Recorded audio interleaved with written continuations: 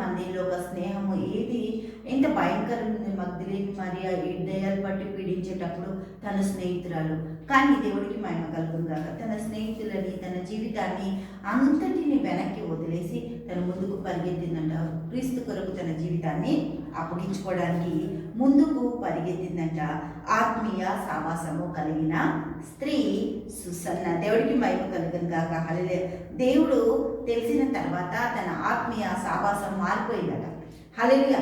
సంఘస్థులతో సావాసం చేసిందంట, తాను విశ్వాసులతో సావాసం చేసిందంట, తాను విజయము కొరకు దేవుడి కొరకు దేవుడితో జీవితాన్ని గడపడానికి తాను ఎంతో గొప్ప ప్రాధాన్యత కలిగిన వాళ్ళున్న వాళ్ళందరితో కూడా తన జీవితాన్ని విజయంగా విశ్వాసంతో నింపుకొని ముందుకు సాగడానికి ఈ యొక్క పూజ భార్యతో కూడా ఆమె సావాసం చేసిందంట. విశ్వాసులతో తన ఒక ప్రయాణాన్ని కొనసాగించిందంట ఈ యొక్క సుసన్న. దేవుడికి మహిమ కలిగిందాక.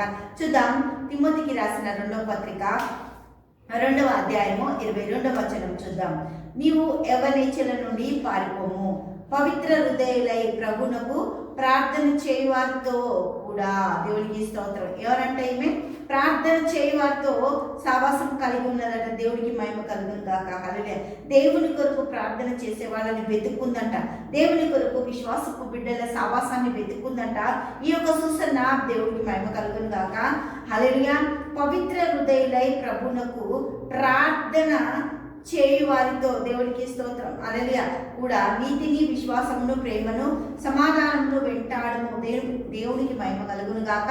తన ఒక జీవితాన్ని దేవుడికి అప్పగిస్తూ ప్రార్థన చేసే వాళ్ళని, విశ్వాసంతో ఉన్న వాళ్ళని, తన ఒక జీవితానికి ప్రేమ ఆధారంగా అనుకున్న వాళ్ళని, సమాధాన స్థితి కలిగిన వాళ్ళని తనకు స్నేహితులుగా చేసుకుందంట ఈ యొక్క సుసన్న. దేవునికి మహిమ కలుగును గాక. ప్రభువును వెంబడించిందంట. దేవునికి స్తోత్రం. హల్లెలూయా. ఒక గొర్రె ఉంటే అది ఎడిపోతుందో ఆ గొర్రెం బడి తోడేళ్ళు చాలా పడతాయి. కానీ అదే గొర్రె మందలో ఉందనుకో, మంద ప్రాకారంగా వెళ్తున్నప్పుడు మంద కాపరి ఆ గొర్రెకున్నప్పుడు తోడేళ్ళు ఎంత చీల్చడానికి ప్రయత్నించినా మంద కాపరి అడ్డుపడతాడు. దేవుడికి మహిమ కలుగును గాక. మందలో గొర్రెలు ఉండడం చాలా ఇంపార్టెంట్. హల్లెలూయా. మందని వెంబడించిన సుసన్న, ప్రభువుని వెంబడించిన సుసన్న. దేవుడికి మహిమ కలుగును గాక. ప్రార్థన చేయడానికి తన ఒక మనుషులని వెతుక్కొని, హల్లెలూయా, దేవునికి మహిమ కలుగును గాక, అందరి జీవితాలు కట్టుకొని తనకు కావలసిన ప్రతి దాన్ని పొందుకోవడానికి దేవుడు చూపిస్తున్న గొప్ప కృపను బట్టి వందనాలు స్తోత్రాలు చెల్లిద్దాం. తండ్రి యేసయ్యానికి మన స్తోత్రాలు, గొప్పది, అద్భుతకర, ఆశ్చర్యకర, నీకే స్తుతులు స్తోత్రాలు చెల్లిస్తున్న ప్రతి కుటుంబాన్ని దీవించి ఆశీర్వదించండి. యేసు నామములో ప్రార్థిస్తున్నాము తండ్రి.